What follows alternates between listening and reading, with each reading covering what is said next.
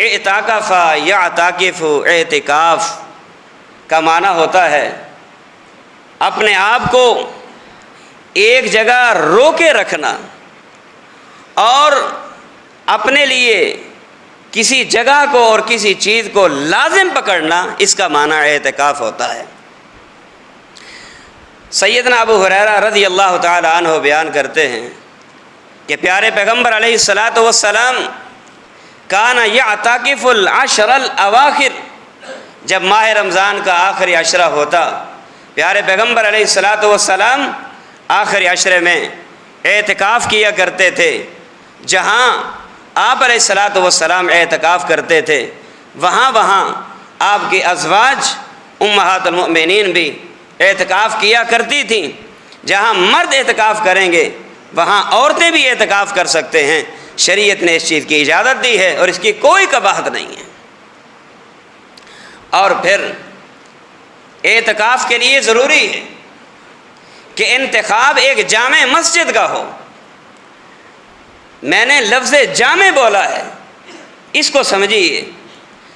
جامع کا مطلب یہ ہے کہ وہ ایسی مسجد ہو جس میں 5 وقت کی اذان بھی ہوتی ہو، ایسی مسجد ہو جس میں خطبہ جمعہ بھی ہوتا ہو۔ یہ وہ جامع مسجد ہے جس میں محض اذان ہو، محض نماز کا اہتمام ہو، اور اس مسجد میں جمعے کا اہتمام نہ ہوتا ہو، اس مسجد میں بھی اعتکاف کرنا جائز نہیں ہے۔ سیدہ عائشہ رضی اللہ تعالی عنہ سے روایت منقول ہے، وہ فرمایا کرتی تھی لا اعتکاف الا فی مسجد جامع، کہ لوگوں اعتکاف صرف اور صرف جامع مسجد میں جائز ہے، اور جامع مسجد سے مراد یہی ہے جو میں نے آپ کو بتا دیا ہے۔ اور ایسی مسجد میں مرد بھی اعتکاف کریں، ایسی جگہوں میں عورتیں بھی اعتکاف کریں، اور قرآن مجید نے بھی مسجد کا ہی لفظ ذکر کیا ہے وَلَا تُبَاشِرُوهُنَّ وَأَنْتُمْ عَاكِفُونَ فِي الْمَسَاجِدِ، فرمایا جب تم اعتکاف کی حالت میں ہو پھر ازواجی تعلقات قائم کرنا جائز نہیں ہے۔ اب یہاں انتم عاکفون فی المساجد، مساجد جمع ہے، مسجد کی مسجد واحد ہے، مساجد جمع ہیں۔ فرمایا کہ تمہیں چاہیے کہ تمہیں اعتکاف صرف اور صرف مساجد کے اندر کرنا چاہیے۔ بعض لوگ کہتے ہیں کہ اعتکاف صرف 3 مسجدوں میں جائز ہے، ان کے علاوہ کسی اور مسجد میں اعتکاف کرنا جائز نہیں۔ یا تو بیت اللہ الحرام میں اعتکاف جائز ہے، یا مسجد نبوی میں اعتکاف جائز ہے، یا مسجد اقصی میں اعتکاف جائز ہے۔ یہ موقف صحیح نہیں۔ قرآن مجید نے انتم عاکفون فی المساجد، یہ مساجد کا لفظ عموم ذکر کر کے اس بات کی وضاحت کر دی ہے کہ جن کا موقف یہ ہے کہ 3 مساجد کے سوائے اعتکاف جائز نہیں ہے، میرے بھائیوں، مسجد ہو، جامع ہو، وہ شہر کی مسجد ہو، گاؤں کی مسجد ہو، وہ اپنے پنڈ کی مسجد ہو، وہ دیہات کی مسجد ہو، کوئی بھی مسجد ہو جہاں خطبہ جمعہ ہوتا ہے، 5 وقت کی نماز اذان کا اہتمام ہوتا ہے، اس مسجد میں اعتکاف کرنا جائز ہے۔ آج 20واں روزہ، اعتکاف کرنے والوں کو چاہیے کہ 20واں روزہ مسجد میں آ کر افطار کریں۔ بعض لوگ کہتے ہیں خیموں میں تو ہم نے صبح کی نماز کے بعد داخل ہونا ہے، اس میں کوئی قباحت نہیں، رات گھر گزار لیں گے، صبح کی نماز جا کر مسجد میں پڑھ کے اپنے خیمے میں چلے جائیں گے۔ جامع ترمذی کے حوالے سے اور تحفۃ الاحوذی کی تفصیل کے ساتھ یہ بات واضح ہے۔ پیارے پیغمبر علیہ الصلاۃ والسلام نے آخری عشرے میں اعتکاف کیا، اور آپ کی عادت مبارکہ تھی جب آپ اعتکاف کا آغاز کرتے 20 کا روزہ مسجد میں آ کر افطار کیا کرتے تھے، اس کے بعد پھر آخری 10 دن مکمل بغیر کسی حاجت کے، بغیر کسی ضرورت کے آپ مسجد سے باہر نہیں جایا کرتے تھے۔ اس لیے آج کا روزہ، آج اعتکاف کا آغاز ہوگا، آج مغرب سے پہلے پہلے روزہ آپ نے یہیں افطار کرنا ہے، اور اس کے بعد یہ سنت ہے۔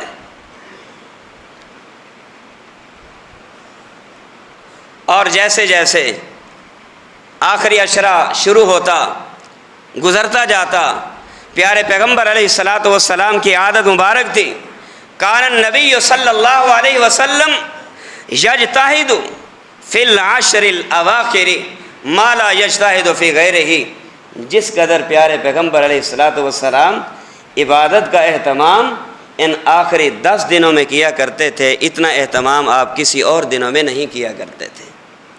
یہ اعتکاف، یہ آخری عشرہ عبادت کے لیے ہے، اس میں عبادت کرنا ہوگی۔ اور معتکفین حضرات کو چاہیے کہ جب اپنے معتکف میں آ جائیں، اپنے اعتکاف والی جگہ میں آ جائیں، اپنے خیمے میں بیٹھ جائیں، موبائل سے اجتناب کیجیے۔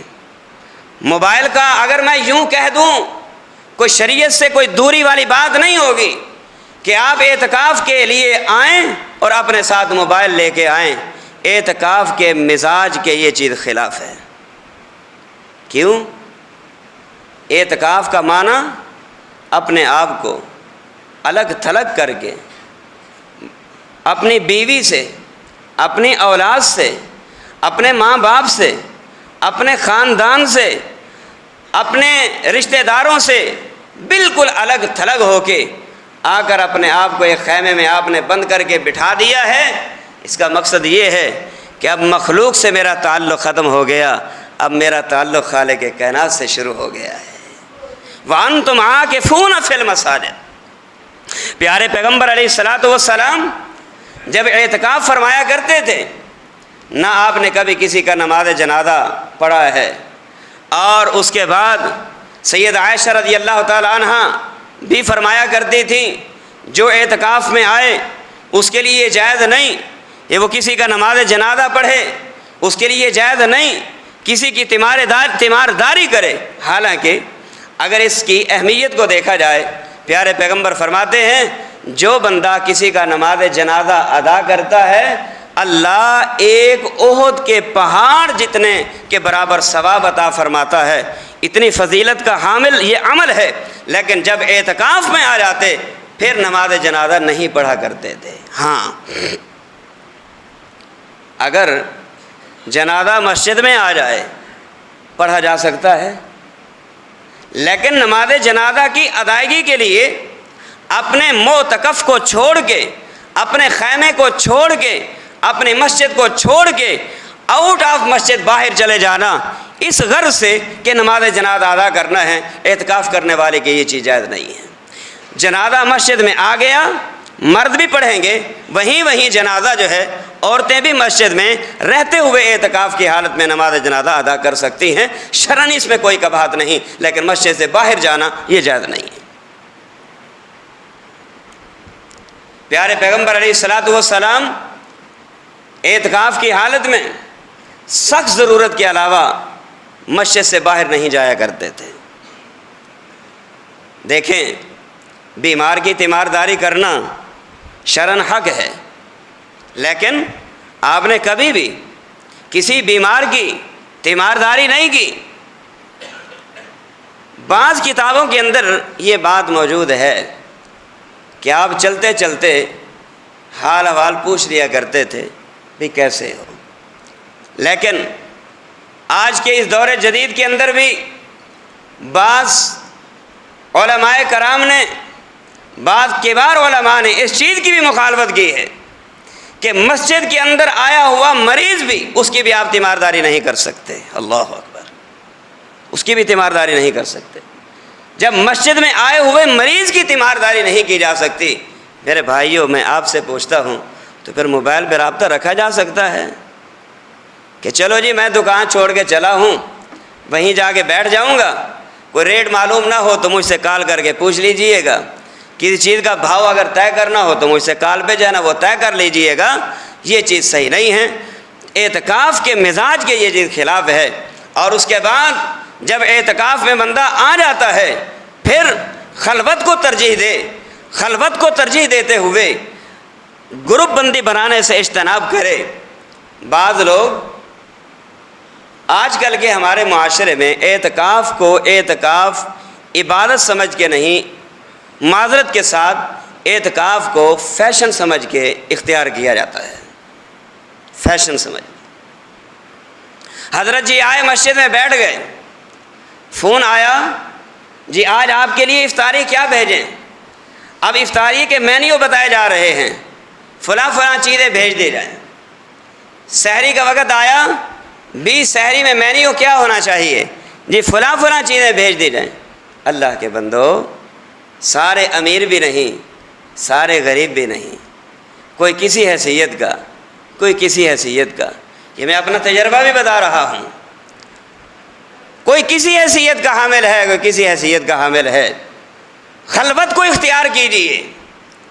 ہاں اگر انتظامی معاملہ ہے، مسجد کی انتظامیہ کی طرف سے اگر اجتماعی کھانے کا، اجتماعی دعوت کا یا اجتماعی دسترخوان کا اگر اہتمام کیا گیا ہے، اس میں کوئی قباحت نہیں، اس حد تک کہ آپ آئیں، دسترخوان لگے، کھانا کھائیں اور کھانا کھاتے ہی آپ اپنے خیموں میں واپس پلٹ جائیں۔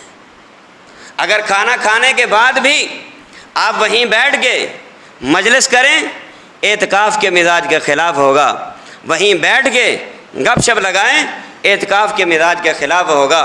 فرمایا وَلَا تُبَاشِرُوهُنَّ وَأَنْتُمْ عَاكِفُونَ فِي الْمَسَاجِدِ۔ پیارے پیغمبر علیہ الصلاۃ والسلام جیسے جیسے یہ ایام گزرتے جاتے تھے، شدّ مِئْذَرَهُ وَأَيْقَظَ أَهْلَهُ، آپ لنگوٹا کس لیا کرتے تھے، کمر بستہ ہو جایا کرتے تھے اور خود بھی جاگتے تھے، اپنے اہل و عیال کو بھی جگایا کرتے تھے۔ میرے بھائیو، یہ اصل اعتکاف ہے، اس اعتکاف کے مزاج کو سمجھنا ہوگا۔ اور پھر دوران اعتکاف جو ہے، آپ اگر نہانا چاہیں، آپ غسل کرنا چاہیں، آپ نہا بھی سکتے ہیں، آپ غسل بھی کر سکتے ہیں، آپ کپڑا تبدیل بھی کر سکتے ہیں۔ آپ نہانے کے لیے جیسے اس مسجد کے لیے باتھ روم اور واش روم کا انتظام جو ہے باہر گیٹ کے ساتھ متصل ہی ہے، آپ اپنی اس ضرورت کو لے کر آپ مسجد سے باہر جا سکتے ہیں، شرعاً کوئی قباحت نہیں ہے۔ لیکن بغیر کسی حاجت کے، بغیر کسی خاص ضرورت کے مسجد سے باہر جانا یہ ممنوع ہے۔ ان چیزوں سے اجتناب کرنا ہوگا اور اپنا تعلق اللہ کے ساتھ جوڑ کے خاص الخاص دعاؤں کا آپ اہتمام کیجیے، قرآن پاک کی تلاوت کا اہتمام کیجیے، ذکر اذکار کا اہتمام کیجیے۔ خلوت میں بیٹھ کے اللہ کی قسم جتنا رونے کا مزہ آتا ہے، اتنا کسی کے سامنے رونے کا کوئی مزہ نہیں۔ اللہ کے سامنے روئیے۔ یہ اللہ نے جن خوش نصیبوں کو اعتکاف والی نعمت سے نوازا ہے، میں بالخصوص ان حضرات سے، ان خواتین و حضرات سے گزارش کروں گا، میری بیان کردہ ان تمام چیزوں سے اجتناب کرتے ہوئے ان چیزوں کو اختیار کیجئے جن کے اختیار کرنے سے دنیا میں بھی فائدہ ہو، آخرت میں بھی فائدہ ہو، آنے کا بھی فائدہ ہو، بیٹھنے کا بھی فائدہ ہو، جاگنے کا بھی فائدہ ہو، سونے کا بھی فائدہ ہو، اللہ سے مانگنے کا بھی فائدہ ہو۔ آپ یہاں آ کر بھی ہم وہی کچھ کریں جو مسجد سے باہر کیا کرتے ہیں، تو پھر میرے خیال میں اس سے بہتر ہے کہ بندہ پھر اپنے کام کاج میں ہی مصروف رہے اور وہیں مصروف رہتے ہوئے دنیا داری بھی کرتا رہے، دینداری کو بھی اختیار کرتا رہے، یہ زیادہ بہتر ہے۔ سیدہ عائشہ رضی اللہ تعالی عنہا فرماتی ہیں پیارے پیغمبر علیہ الصلاۃ والسلام کبھی بھی بغیر انسانی حاجت کے مسجد سے باہر نہیں نکلے تھے۔ اور اس کے بعد اسی اعتکاف کے دوران پیارے پیغمبر علیہ الصلاۃ والسلام نے ارشاد فرمایا، چند ایسی بابرکت راتیں ہیں جن کو لیلۃ القدر کہا جاتا ہے، عظمت والی رات ہے، برکت والی رات ہے، رحمت والی رات ہے، بخشش والی رات ہے۔ یہ مختلف قدر کے معنی میں نے آپ کو بتائے ہیں کہ یہ معنی ہیں لیلۃ القدر کے۔ ان عظیم راتوں کی عظمت کو حاصل کرنے کے لیے ہم سب کو جاگنا چاہیے، چاہے اعتکاف میں ہوں تب بھی، نہ ہوں تب بھی۔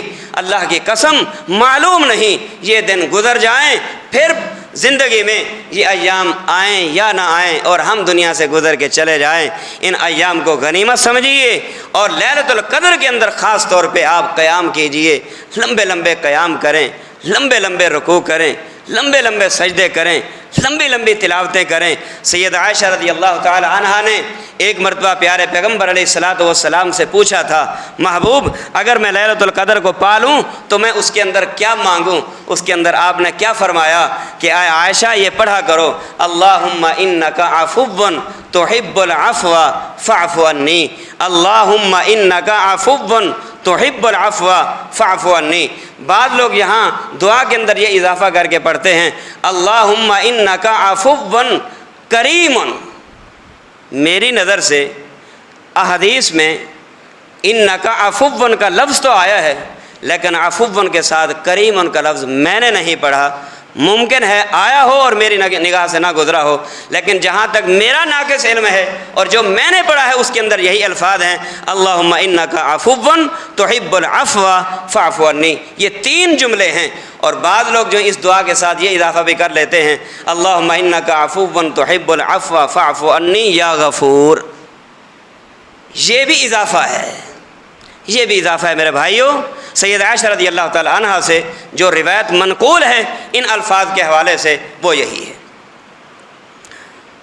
فرمایا کہ جب یہ رات، اس رات کا آغاز ہوتا ہے، آسمان سے فرشتوں کا نزول ہوتا ہے، تنزل الملائکۃ والروح فیہا باذن ربہم من کل امر، فرشتے بھی آتے ہیں، اللہ اکبر۔ حضرت جبریل علیہ السلام بھی زمین پہ نزول ہوتا ہے، اور حدیث میں آتا ہے مسند احمد کی اور سلسلہ صحیحہ کی حسن روایت ہے، پیارے پیغمبر علیہ السلام فرماتے ہیں ان الملائکۃ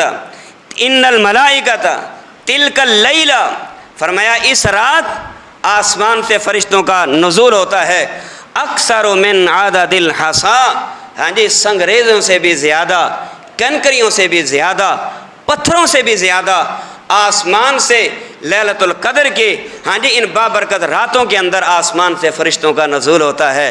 اللہ اکبر۔ فرمایا انا انزلناہ فی لیلۃ القدر، ہم نے اس قرآن مقدس کو لیلۃ القدر کے اندر نازل کیا۔ وما ادراک ما لیلۃ القدر، آپ کو کیا معلوم لیلۃ القدر کیا ہے؟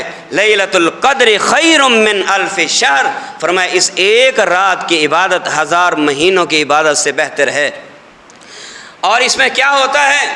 تنزل الملائکۃ والروح فیہا باذن ربہم من کل امر سلام ہی حتی مطلع الفجر، فرشتے آسمان سے زمین پہ کب اترتے ہیں اس کی کوئی وضاحت نہیں ہے، اور کب تک رہتے ہیں قرآن مجید نے ذکر کیا جب تک کہ طلوع فجر نہیں ہوتی، طلوع فجر تک آسمان سے اترنے والے فرشتے رہتے ہیں، طلوع فجر تک رہتے ہیں، لیکن ان کا آسمان سے نزول کب ہوتا ہے اس کا کوئی ذکر نہیں ہے۔ بہرحال غالب گمان یہی ہے کہ جیسے ہی طلوع آفتاب ہوا، 21ویں شب کا آغاز ہوا، 22ویں شب کا آغاز ہوا، 23ویں شب کا آغاز ہوا، اور بالخصوص طاق راتوں کا جب آغاز ہوتا ہے، آغاز کے ہوتے ہی انشاءاللہ فرشتے آسمان سے نازل ہو جاتے ہیں اور مطلع الفجر تک رہتے ہیں، اور وہ لوگوں کی عبادتوں میں شامل رہتے ہیں، دیکھتے بھی ہیں، لکھتے بھی ہیں، کرتے بھی ہیں، سب کچھ دیکھ دکھا کے اللہ کے حضور جا کے عبادت کرنے والوں کی گواہیاں بھی دیتے ہیں۔ اللہ پوچھتا ہے کیا دیکھ کے آئے؟ اللہ عبادت کرتا دیکھ کے آئے۔ فرمایا کیا مانگ رہے تھے؟ اللہ گناہوں کی معافیاں مانگ رہے تھے۔ کس چیز کی پناہ مانگ رہے تھے؟ اللہ جہنم سے پناہ مانگ رہے تھے۔ کس چیز کا سوال کر رہے تھے؟ اللہ تجھ سے جنت کا سوال کر رہے تھے۔ حدیث لمبی ہے، وقت ختم ہو گیا ہے۔ اللہ تجھ سے یہی چیز مانگ رہے تھے۔ اللہ فرماتا ہے میرے فرشتوں تم گواہ رہو، انہوں نے گناہوں کی معافی مانگی، میں نے گناہ معاف کر دیے، انہوں نے جہنم سے پناہ مانگی، میں نے جہنم سے نجات دے دی، انہوں نے مجھ سے جنت کا سوال کیا، میں نے مانگنے والوں کو جنت بھی الاٹ کر دی ہے۔ میرے بھائیوں، یہ لیلۃ القدر عظمت والی رات ہے، اس کا قیام کرنا بھی ثواب ہے۔ جو بندہ لیلۃ القدر کا قیام کرتا ہے غفر لہ ما تقدم من ذنبہ، اللہ اس کے گناہوں کو اپنی رحمت سے معاف فرما دیتا ہے۔ پیارے پیغمبر علیہ الصلوۃ والسلام اپنے گھر سے نکلے، اللہ نے بتایا کہ میرے محبوب اپنی امت کو بتا دیجئے فلاں رات لیلۃ القدر کی ہے۔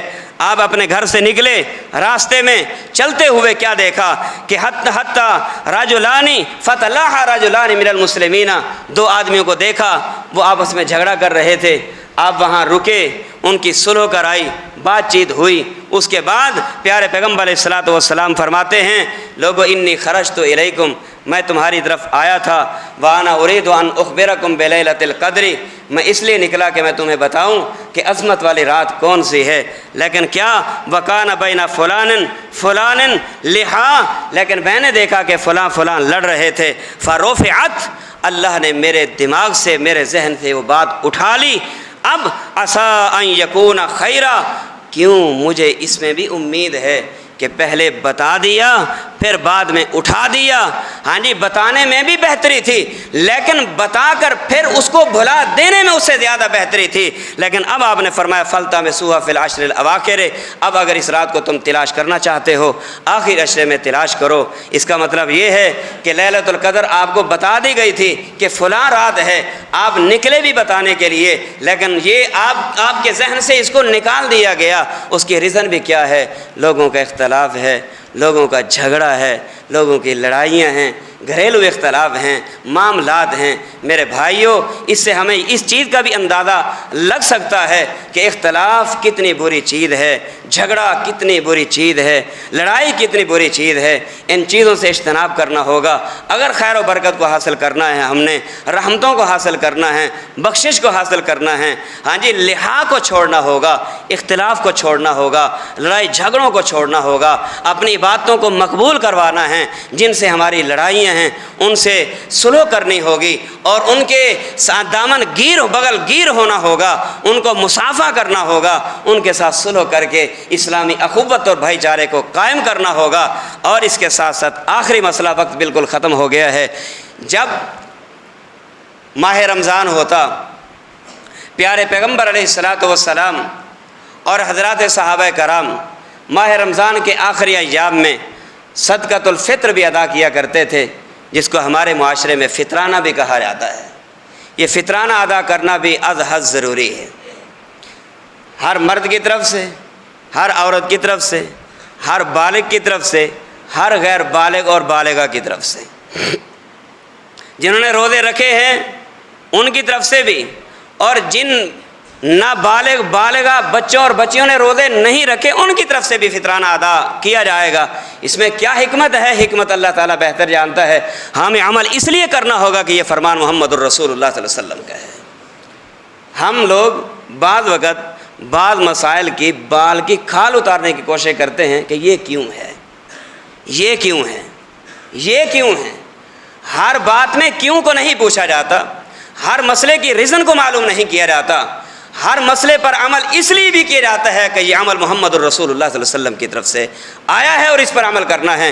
پیارے پیغمبر علیہ الصلاۃ والسلام نے فرمایا، صحابہ فرماتے ہیں فرض رسول اللہ صلی اللہ علیہ وسلم زکوٰۃ الفطری، کہ اللہ کے رسول صلی اللہ علیہ وسلم نے فطرانے کو فرض کیا ہے، طہرۃ للصائم من اللغو والرفث، کی حالت روزے میں روزے دار سے کبھی کوئی گالی بھی نکل گئی، کبھی کوئی کمی کوتاہی بھی اس کی زبان سے ادا ہو گئی، کبھی وہی لغو بات کر بیٹھا، کوئی رفث کام کر بیٹھا ہے، فرمایا اس کو چاہیے کہ وہ فطرانہ ادا کرے۔ اور یہ فطرانہ کن کے لیے ہے؟ طعمۃ للمساکین، مساکین کے لیے جو چیزیں کھانے والی ہیں وہ فطرانے کے طور پہ ادا کیے جائیں گے۔ محدثین نے لفظ طعمہ سے یہ استدلال کرتے ہوئے یہ واضح کیا ہے کہ طعمہ سے مراد کھانا ہے۔ آپ جو چیز کھاتے ہیں، آپ آٹا استعمال کرتے ہیں، فطرانہ میں آٹا دیں، آپ گندم استعمال کرتے ہیں، فطرانہ میں گندم دیں، آپ چاول استعمال کرتے ہیں، فطرانے میں چاول دیں۔ جامعہ کے اس طرف بھی اور مسجد کے اس گیٹ پہ بھی، ہاں جی، جامعۃ الاحسان الاسلامیہ کی طرف سے اور مولانا محمد احسن سلفی صاحب کی طرف سے ایک پینا فلکس آویزاں کر دیا گیا ہے، جس میں انہوں نے لکھ دیا ہے کشمش کا اتنا ہے، کھجور کا اتنا ہے، سفید آٹے کا اتنا ہے، چکی کے آٹے کا اتنا ہے، گندم کا اتنا ہے، فلاں کا اتنا ہے، فلاں کا اتنا ہے۔ بہرحال جو چیز آپ غالب زیادہ استعمال کرتے ہیں اسی کا آپ کو فطرانہ ادا کرنا ہوگا۔ لیکن آج ہم سہولت پسند لوگ ہو گئے ہیں۔ بہتر تو یہ تھا کہ فطرانہ جنس کا دیا جاتا، لیکن ہمارے پاس اتنی فرصت نہیں ہوتی اور ہم سہولت کو مد نظر رکھتے ہوئے اپنی سہولت کو دیکھ کر ہم نے جنس کی قیمت بنا کے، ہاں جی، وہ ہم نے ادا کرنا شروع کر دیا ہے۔ بہرحال ایک آدمی کی طرف سے فطرانہ ایک سا بنتا ہے، اور ایک سا جو ہے اس کا وزن، ہاں جی، تقریباً 2.5 کلو بنتا ہے۔ یعنی یوں سمجھ لیجئے اگر آپ آٹا دینا چاہتے ہیں 2.5 کلو آٹا دیں یا اس کی آپ قیمت دیں، کھجور دینا چاہتے ہیں 2.5 کلو کھجور دیں یا اس کی قیمت دیں، یہ ایک آدمی کی طرف سے ہوگا جس کے پاس، جو خود آدمی غریب ہے، فقیر ہے، یتیم ہے، مسکین ہے، وہ فطرانہ ادا کرنے کی صلاحیت نہیں رکھتا، شریعت اس کو بھی کہتی ہے وہ بھی فطرانہ ادا کرے، لیکن جو فطرانہ اس کو دوسروں کی طرف سے دیا جائے، وہ پیسہ، وہی چیز بدل کے جو ہے، یا وہی منوان سیم وہی چیز جو ہے وہ اپنی طرف سے فطرانے کے طور پہ وہ دوسروں کو لوٹا سکتا ہے۔ اور فطرانے کا حقدار بھی وہی ہیں جن کے لیے زکوٰۃ کو فرض کیا گیا ہے، یا جن کے لیے جو ہے وہ زکوٰۃ کا نصاب مقرر کر کے اور بتا دیا گیا ہے کہ یہ فلاں فلاں ہیں، یہ مصارف زکوٰۃ ہیں، جو زکوٰۃ کے مصارف ہیں، صدقۃ الفطر مصارف بھی وہی ہیں۔ اللہ سے دعا ہے اللہ سمجھنے کی توفیق عطا فرمائے۔